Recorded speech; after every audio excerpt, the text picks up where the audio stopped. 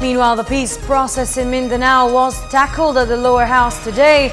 Local officials of Zamboanga City were among those who appeared before the House Committee on Peace and Reconciliation. They reiterated their position that Zamboanga City be excluded from the proposed Bangsamoro entity. This report from Freddie Abando.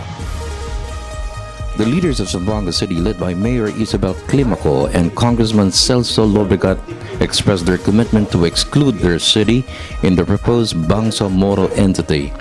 Their position was presented before the House Committee on Peace and Reconciliation. Zamboanga City voted twice in the past to be out of the autonomous region of Muslim Mindanao in 2 referendums conducted under the administration of the President's mother and the Ramos government.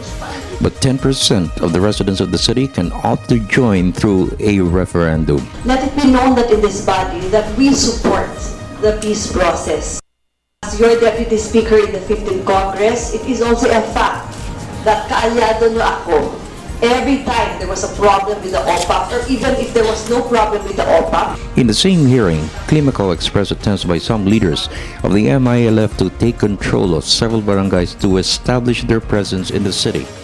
Presidential advisor on the peace process, Teresita Dela, said the concerns of Climaco and other leaders were raised with the MILF. The MILF acted to stop the actions of their followers. In the meantime, the MNLF are one in supporting the peace process between the government and the MILF. Last week, there was an alleged, violation of an unauthorized act of a person claiming to be an MILF.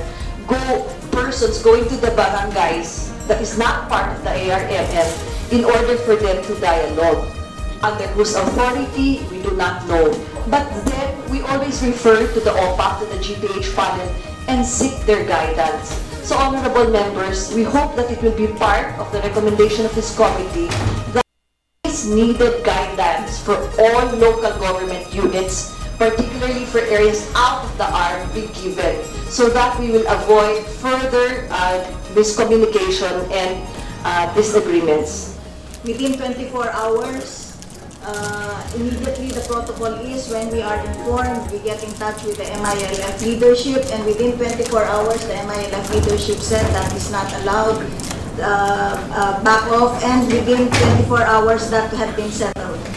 And that is our commitment. MNLF Chairman Muslimin Sema support the President's commitment to win the peace. However, the MNLF proposed that all existing areas of the arm, which will be the territories of the new Bangsamoro entity, be excluded from a referendum.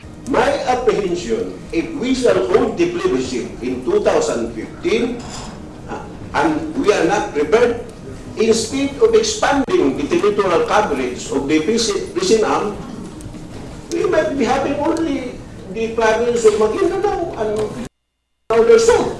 The island provinces will go back to the national government. They are going to vote no in the plebiscite. That is the result of the recent consultation, the negative response given to us by the attendants. So that is my concern, Mr. Chairman. For the People's Television Network, this is Freddie Abando report.